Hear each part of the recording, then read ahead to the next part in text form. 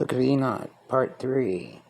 And last time I talked to you, I had said verse 13, I was way off. It was verse 18 that we had finished off with. And I'm going to finish that last part of that verse and then go right into 19. 14, verse 14. And there I beheld 7 stars, like great blazing mountains, and like spirits entreating me. 15. Then the angel said, This place until the consummation of heaven and earth will be the prison of the stars and the host of heaven. Verse 16. The stars which roll over fire are those which transgress the commandment of God before their time arrived, for they came not in their proper season. Therefore was he offended with them, and bound them until the period of the consummation of their crimes in the secret year. And that is what we're talking about as far as the seraphim and cherubim angels. Verse chapter 19. Then Uriel said, Here are the angels who cohabited with the women, appointed their leaders. Talking about Azazel, Samuel, all them seraphim. 2. And being numerous in appearance, made men profane, and caused them to err, so that they sacrificed to devils as to gods. Get it? Devils, fallen angels. Those are the fallen angels. It's the seraphim, 200 of the 1/3 of the host of heaven. For in the great day there shall be a judgment, which they shall be judged, until they are consumed, and their wives also shall be judged, who led astray the angels of heaven, that they might salute them. Verse 3, and I, Enoch, and that's where we talk about the temples that shed light from the earth, from the power generated there in this electromagnetic field, and that's how you get the visions of the planets, which means dimensional planes from the Greek. And just realize, don't underestimate the devils. Notice I said devils, 200, over 205. And of course they would put their stamp on a so-called Christian church by what? Making one right off the very bat called the Catholic Church and the Vatican. I hate saying that to you people, man, but I ain't trying to come off judgmental, but it's the truth. Of course he's going to do that, and that's why you have so much satanic stuff happening out of that branch. And they turned it into a religion. Your relationship with your Creator is not a religion. You're right. And it shouldn't be about religion. Anyway, I'm not going to get into preaching yet. I just thought I'd describe that and think about how you've been wrongly indoctrinated from birth. I really want you to think about that. What's one of the first things they hand you to show you? Because one lie requires another one. A globe. Yes, of course. Do your research and you will find everything I'm telling you to be the truth. And know that I have said this through great pain, suffering, and even death. And if that was to be questioned, all you got to do is find it. It's been documented. It's a miracle on 390 Circle Drive when I died for more than an hour, clinically dead, pronounced that by the coroner, had a death certificate done and everything. He had to come back, he said himself, and they printed it in the paper, the Gallipolis Tribune, that I will not say anything but what I think this is, and it's a miracle to me, clearly, because I'm in fear that a bolt of lightning will come straight down from God if I was to say anything otherwise. I'm supposed to come up with a scientific reason, but no, I'm not going to do that. I'm going to tell you the truth. I think, yeah, there's a miracle here that happened. He should be brain dead in the very least. And this was in the summertime, my friend. Yeah, I met the Grim Reaper and everything, so know that. And he had a message for me to get it right this time. And just know that I had to find out the hard way, my friends. So don't think I'm trying to come off judgmental. Know that I was an ignorant, arrogant son of a gun that believed all the lies of what they teach us every day on TV and through schools. They're all lies.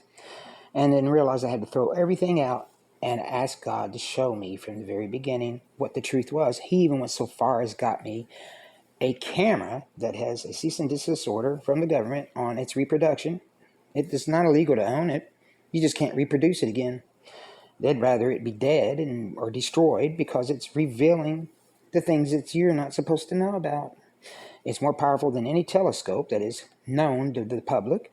It just shows you they're hiding so much tech. Anyway, I could go on all day about that, but just know that I'm speaking from experience, my friend. I'm not guessing anything. I want you to outdo me by far, not have to go through the warnings and go so far as to be that ignorant that you literally have to have God strike you dead to get your attention. All right. So in verse 2, and being numerous in appearance made men profane and caused them to err, so they sacrificed to devils as to gods, for in the great day there shall be a judgment, which they shall be judged until they are consumed, and their wives also shall be judged, who led astray the angels of heaven, that they might salute them. All those women they laid with, guess what? They're going to be punished the same way as these fallen angels, because they're just as guilty. They knew what they were doing, and a lot of them entreated them, lured them in. Verse 3, and I, Enoch, I alone saw the likeness of the end of all things, nor did any human being see it as I saw it. Enoch is very special, my friends, and I want you to know that these are the true scriptures, as close to it as you can get anyway. And to think that I used to be so diehard King James, I would have smacked somebody if they told me that it was edited. Well, first of all, I want you to reread the cover. What do you see? Addition. What does that mean? Multiply edited. What does revised mean? Multiply revised. Know that it's been multiple, and so many times it's disgusting. And know that the original King James Version went into so much detail in upholding King James himself and calling him the Most High that it had a whole prologue that was longer than any chapter in the Bible, giving praise to him. So there you go. Why do you think they slapped the word holy on it? Propaganda. Chapter 20, verse 1. These are the names of the angels who watch. Verse 2, Uriel, one of the holy angels who presides over clamor and terror. Verse 3, Raphael, one of the holy angels who presides over the spirits of men. 4, Ragiel, one of the holy angels who inflicts punishment on the world and the luminaries. Verse 5, Michael, one of the holy angels who presiding over the human virtue commands the nations. He's probably him and Gabriel and Uriel are by far, to me, the most important ones in here, as far as angels being. And Metatron, which is Enoch. He ascended and became, I'll go on to that in my next video. But yeah, it proves that we are to be a replacement of 1/3. So let's impress God. Quit impressing people, because they're not worth impressing and they're faulty. So never put your faith in them, put it in your Creator. Verse 6, Serachiel, one of the holy angels who presides over the spirits of the children of men who transgress. 7, Gabriel, one of the holy angels who presides over Ikasat. Do you know what Ikasat is? Over paradise and over the cherubim. Ikasat is the land for the reptilian. That's right. Chapter 21, verse 1, Then I made a circuit to a place in which nothing was completed. Verse 2, And there I beheld neither the tremendous workmanship of an exalted heaven, nor of an established earth, but a desolate spot, prepared and terrific. Might as well say terrible. Verse 3, There too I beheld 7 stars of heaven, bound in together. And this is basically repeating what it said to you in about 3 verses ago about for the cherubim and for the head seraphim. That's why there's 7 mountains, 5 cherubim, 2 head seraphim, Azazel. I'm not trying to sound like, I'm not trying to come condescending, or please know that, my friends. I have so much time, especially when I was sworn by the Grim Reaper to get it right this time. I have to inform you people of as much as I can. I know a lot of it sounds nuts, but I promise you this, maybe this will make you feel better. I promise you, without any doubt, God reveal everything I just said to you. Maybe not the same exact way, but I guarantee you that it's going to all be the same truth to it. It's going to be basically the same. May not be the same order, may not be even the same word. It's going to have the same meanings, but may not be the same exact words, but you get what I'm saying. I promise you, it's one of the first things he's going to say to you when you get to heaven, especially for the ones of you that did not wish to choose to do righteousness. He's going to say, well, why didn't you do it? Dan told you. Yeah, you looked at him like he was an idiot and like he was just some blah, blah, blah. No, he wasn't. I remolded him. I put him through the fire just so he could come back and tell you. And realize that it does come down to God choosing us, but are we going to choose to do the right thing, considering that? That's the question. All right. Verse 3, There too I beheld 7 stars of heaven bound in together like great mountains, and like a blazing fire. I exclaimed, For what species of crime have they been bound? And why have they been removed to this place? Then Uriel, one of the holy angels who was with me and who conducted me, and answered Enoch, Wherefore dost thou ask? Wherefore reason with thyself, and anxiously inquire? These are those of the stars which have transgressed the commandment of the same thing you saw a while ago, just kind of maybe different. Don't be confused. That's what he's basically saying. Commandment of the Most High God, and are here bound until the infinite number of the days of their crimes be completed, to the day of consummation. Verse 4, from thence I afterwards passed on to another terrific place. Verse 5, where I beheld the great operation of a great fire, blazing and glittering, in the midst of which there was a division. Columns of fire struggled together to the end of the abyss, and deep was their descent. But neither its measurement nor magnitude was I able to discover, neither could I, he's talking about the great abyss, could I perceive its origin. Then I exclaimed, how terrible is this place, and how difficult to explore this. Verse 6, Uriel, one of the holy angels who was with me, answered and said, Enoch, why art thou alarmed and amazed at this terrific place, at the sight of this place of suffering? Don't be amazed by it. It's horrible. You're right. This, he said, is the prison of the angels. And here they are kept forever. I think that's what he said. Yeah, forever. Chapter 22, section 5, verse 1. From thence I proceeded to another spot, where I saw on the west of a great and lofty mountain a strong rock and 4 delightful places. Verse 2. Internally it was deep, capacious, and very smooth as if it had been rolled over. It was both deep and dark to behold. Verse 3, then Raphael, one of the holy angels who were with me, answered and said, these are the delightful places where the spirits, the souls of the dead, will be collected. For them were they formed, and here will be collected all the souls of the sons of men. Verse 4, these places in which they dwell shall they occupy, which proves you don't go straight to hell or heaven. Thank you for God. I mean, I shouldn't be surprised. I've read this over and over again, but yes, this is more stuff, even though our edited versions of the Bibles even say this, but people don't want to listen to that. Why do you think we put RIP on your tombstone? Ghosts don't exist. Evil spirits do, and they like to what? Pose. Right. They like to pretend. They've been around for thousands of years. Of course, they're going to know everything about your family. Of course, they know what your grandma looks like. Of course, they know what your grandpa looks like. They're going to pull off some major crap just to get your mind off the real, only thing that matters. The All, which the Egyptians called him Yahweh, God, the Almighty, the only self-generated one. 5. Their appointed period will be long. Verse 4, these places in which they dwell shall they occupy until the day of judgment, and until their appointed period. Verse 5, their appointed period will be long, even until the great judgment. And I saw the spirits of the sons of men who were dead, and their voices reached to the heaven while they were accusing. Verse 6, these are the ones that are not at rest. They are not at peace.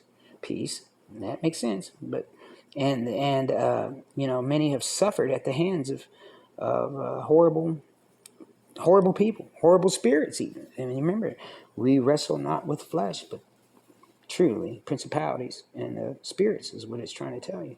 And that our very leaders of the earth, that's what they did. And that's where they take their orders, from fallen angels and evil spirits.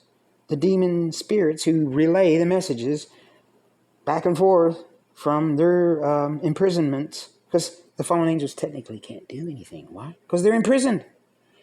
Except he's going to release 4 angels of wrath. Now that tells you right there, one of them is going to be Azazel, who is the prince of darkness. Not Satan, not Lucifer. He lost that rank in the Book of Enoch, which was a book withheld from you to show to you where Pilate becomes, if it was a word of Christian, there you go. Or he became a believer in Yahweh and Yeshua and the Caesar at that time. It didn't say it boldly as it did about Pilate, but you might as well just give it. Yeah, he became a believer. Well, that's why Nero he came in right afterwards. That's why he was so hard, because he couldn't have that. That was uprooting their command. Do you understand? The Caesar's power, because before, Caesar always claimed to be what? The manifestation in flesh of God. Right. What a bunch of crap. Anyway, 5. Their appointed period will be long. Yeah. Verse 6. Then I inquired of Raphael, an angel who was with me, and said, whose spirit is that, the voice of which reaches to heaven and accuses? Verse 7. He answered, saying, this is the spirit of Abel, who was slain by Cain, his brother. I want you to go back and look up the book of Adam and Eve and see the true story to Cain and Abel and find out how they switched their occupations just to justify blood sacrifice, which supports why God was so upset with them for doing sacrifices later. And it was never a requirement. And that's why he put, it was so much more of a reason why he came down in flesh. He's like, you want to kill something so bad, kill me. Just to put it to you short, my friends, who was slain by Cain, his brother, Abel, and who will accuse that brother. Yeah, they switched their very occupations. Can you believe they go? That's all you have to do, really. Switch a couple things right off the beginning and throws the whole gist off. Yeah. Cain was the actual sheep herder, killed a sheep, and that's why God jumped on him so much. How's killing something and committing a sin cover another sin? That doesn't make sense. Get it? He liked what Abel did because he did something productive. He didn't go out and commit another sin. He went out and grew something from the earth without killing anything. Get it? I know I sound condescending. I'm not trying to. My friends, I love you. I'm just trying to, I don't know how much more time we got. We're running out of time. And I cannot make myself more point blank, but people are not taking me serious enough. And when they find out, when they get to heaven, because you will, God's going to remind you. You should have listened to Dan. I promise you that. He was not sent to you in vain. Verse 8, until his seed perish from the seed of the human race. So, yeah, until Abel's seed his seed perished from the seed of the human race. So that means his seed, but if he's dead, then how did his seed perish? Yeah, that's kind of confusing, ain't it? Until his seed perished from the seed of the human race. I think what he's saying there, I don't think that's proof that they added things. They even, yes, of course they did. But this is closer to the original scripture than what you're going to get from anything else. But I think it was saying the seed from Adam, from the of human race, because technically, unless Abel, and that's what? He already had kids. They're not telling us that. Makes sense, don't it? Yes, it does. Abel already had children. They didn't want you to know that, so they left that out of the Bible. That way it would have backed up Enoch, the truth. That's what it is. Because I've always pondered over that one part of this scripture. But now that makes sense. They didn't tell us about Abel having kids. All right, 9, at that time, therefore, I inquired respecting him and respecting the general judgment, saying, why is one separated from another? He answered, 3 separations have been made between the spirits of the dead, and thus have the spirits of the righteous been separated. 10, namely by a chasm, by water, and by light above it. Verse 11, and in the same way, likewise, are sinners separated when they die, and are buried in the earth. Judgment not overtaking them in their lifetime. Here their souls are separated. Moreover, abundant is their suffering until the time of the great judgment. He's talking about the sinners, my friends, not the ones that are not sinners. They're not going to be, punished or they're suffering to the time of the castigation of the torment. And so they're going to be basically aware. I'm just trying to break these verses down to where, even though I want to describe it the best so that you understand it right, because that's really kind of hard to re-describe what they're saying. But what he's basically saying is that the spirits of the righteous will be at a peace, and it'll be a long time, but they're not going to know, so it's not going to matter. As far as the sinners go, it's going to be a long time, and they're going to know. So think of that. Your rip, that's why we put rip. Again, we hope that person was a righteous person, don't we, when they died? So we put rest in peace. That's why we put rest in peace. We're hoping they rest in peace, because if they're not, guess what? Yeah, they're put down there in that place, not out to roam the earth. No, there's already evil spirit. Believe me, when I was dead, I got to see the evil spirits, all children of the fallen angels, and they're in the billions, my friends, overlapping each other. It's that thick. This earth has been redone 3 times now. All right, verse 12. Where there's been 3 major cycles. Verse 12. Here their souls are separated. Moreover, abundant is their suffering until the time of great judgment, the castigation, and the torment of those who eternally execrate, whose soul are punished and bound there forever. That's one. Yeah, the ones that openly sin, the ones that are just sinners. Okay. Verse 13, and thus has it been from the beginning of the world. Thus has there existed a separation between the souls of those who utter complaints and of those who watch for their destruction. You get it? And the ones that utter complaints, those are the ones that are victims, but they're not going to be suffering like they said, they're just going to be, when, how long, O Lord? That's what, and there's other parts of the book where it says that. It says, how long before we will be avenged? And God makes it a point to let them know, oh, you'll be avenged, all right. Don't worry about that. I know nothing's happening right now, or you don't see nothing, but believe me, it's going to be worth it. It's all going to be done accordingly. He's keeping tabs on every detail, my friends. Verse 14, a receptacle of this sort has been formed for the souls of unrighteous men and of sinners and of those who have completed crimes. That means you thought your stuff out pretty well and you kept doing it. So it's not out of ignorance. And associated with the impious, whom they resemble. That would be like a certain person that I was considering a friend. I don't think they're going to change enough to where I can even call him a friend anymore, or want to call him a friend.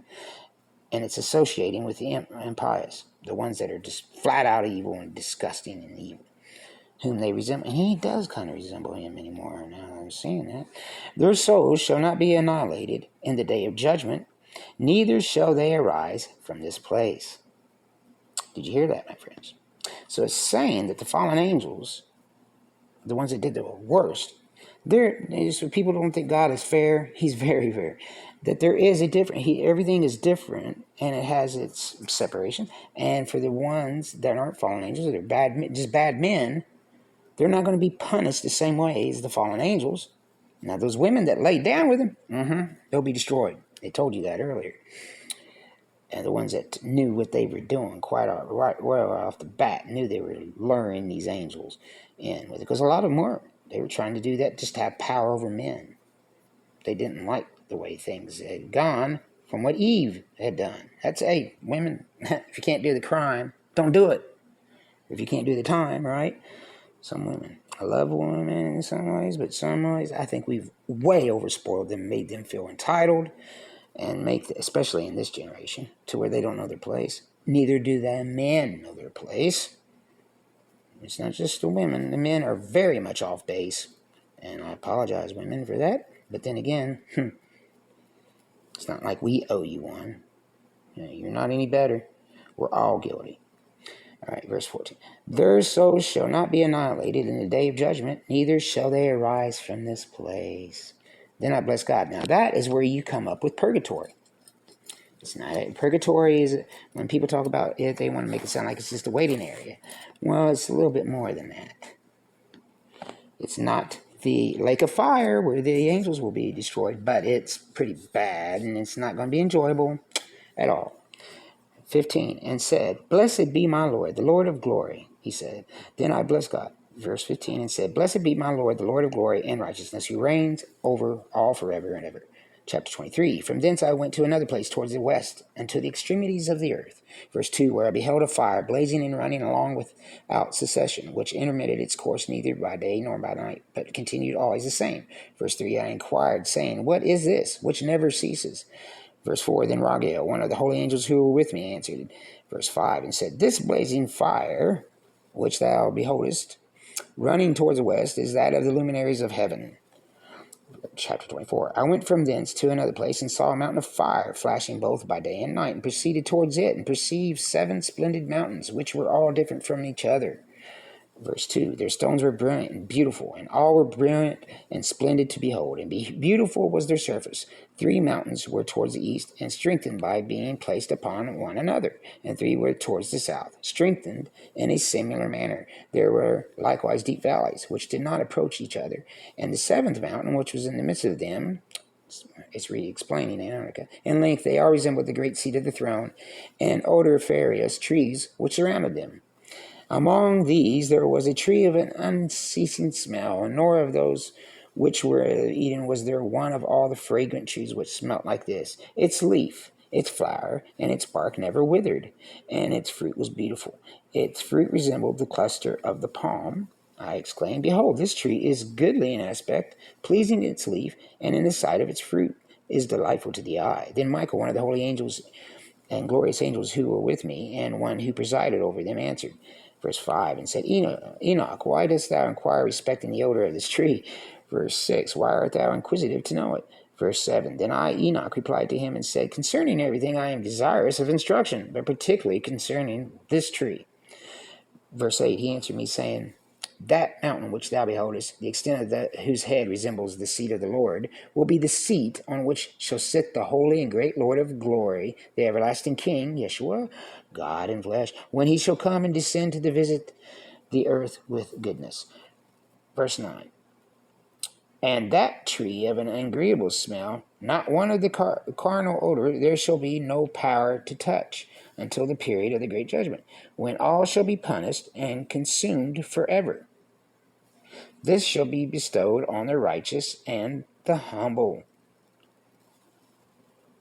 Now, notice how that verse was stated. Now, we have to watch, even when they do their translations, because I am here to tell you what that means to say is, and when all those that will be punished, and for all those who are consumed forever, this shall be bestowed on. And for this will be bestowed on the righteous and humble. Telling you basically what? There's three, segments there. There's three categories. For the ones that are punished, like the fallen, for the men, and then for the consumed forever, the fallen angels and the women, the ones that did the very worst, and then the righteous and the humble. Get it? All right. The fruit of this tree shall be given to the elect, for towards the north, life, the tree of life, shall be planted in the holy place, towards the habitation of the everlasting King. The north, what is that? Your North Pole. That's where there is what you call the interpoles, where you have a funnel. Go have actual pictures from Boeing 747 showing you what the North Pole looks like, and it looks like your bathtub draining. Verse 10, then shall they greatly rejoice and exult in the Holy One. The sweet odor shall enter into their bones, and they shall live a long life on the earth as thy forefathers have lived. Amen. Well, don't say that word. Be careful of that, by the way. That's a false indoctrination. Another proof. Amen Ra means to give praise to Ra. Well, that was incorporated into our fake religion. Yeah, so watch saying that word if you try to stay away from it, really, because it does not mean what they tell you it means, so let it be. It does not mean that at all. It means to give praise. If they want to tell you that, you're actually... And it was only used in reference whenever they were saying it towards Ra. So, yeah, it's blasphemy stuck in there and snuck in on you and told to you as one thing as another. Yeah. Even though you may not mean it, it still lost its potentness. If you just say what you really mean and say, have thine own way, O Lord, and let it be. Let so be. The sweet odors shall enter into the bones, and their forefathers have lived. Neither in their days shall they sorrow, distress, trouble, and punishment afflict them. That means if you were even to be here on this earth still, that he will make peace with you. Not with the Bible, this fake version of the Bible tells you, and everything. And there's just going to... He says there will be no flesh saved on the earth. That means, it doesn't mean he's killing the righteous right there in the flesh. No, it means you'll be translated. That's if you're still alive. Well, and there's going to be a very few, but there will be. And those ones will be the most prestigious, the most elect, because they believed without having to see yet. Those are the ones we're talking about. And I will not fall in that category. Why? Because I had to see, to believe. That's sad, but I wish I could back up time. But see, does that make you feel better, friends? That lets you know that I'm not ever trying to come off boastful? No, like I said, pain, suffering, death. It took all that. And it took him literally pulling off miracle after miracle for me to even really start following. Shame on me. Verse 10, then shall they greatly rejoice and exult in the Holy One. The sweet odor, I said that. So, and thy forefathers have lived, blah, blah, blah. Punishment afflict, neither shall punishment afflict them. Verse 11, and I bless the Lord of glory, the everlasting King, because he has prepared this tree for the saints, formed it, and declared that he would give it to them chapter 25, and then I'm going to stop with this. And even though I said there's 3 parts, guess what? We're making 4 because I can't keep my mouth shut. I had to inform you of all those things because I just felt like it has to be, somebody has to tell you. And it's going to be hard for you to grip with, but I want you to do as much research, and I want you to prove me wrong. How's that sound? Then you're going to find out a bunch of stuff. So if you ask for truth from God, you're getting it, and you will get it. So be careful what you ask for, too. And know that the way we cannot direct God in prayer, friends. We cannot do that. And you truly have to go through Yeshua to even talk to the Father. So that applies to prayer, especially chapter 25.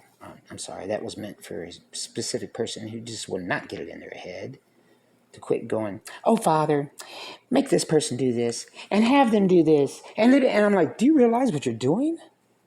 You're directing God. Oh my, here are you. People, watch how you pray aloud. Don't pray aloud. Number 1. Yeah. He tells you how to do your prayer. And that's, it proves it's about a relationship. This was never meant to be turned into a religion. Never. And it is not through writing that man's faith be affirmed. It's for idiots. Anyway, yeah, true. First one, because you don't need all of it. If you were truly living your life righteously and just doing as God told you from day one and obey Him, you would not need any instruction from anybody except for Him, because you're letting Him be the only instructor. Get me? We got to let God do His thing. Quit letting man intervene with everything and ruining everything, causing things to turn into drugs, because no drug is a drug until man comes along and messes with it in the first place. If you go do your research on it, research everything, friends.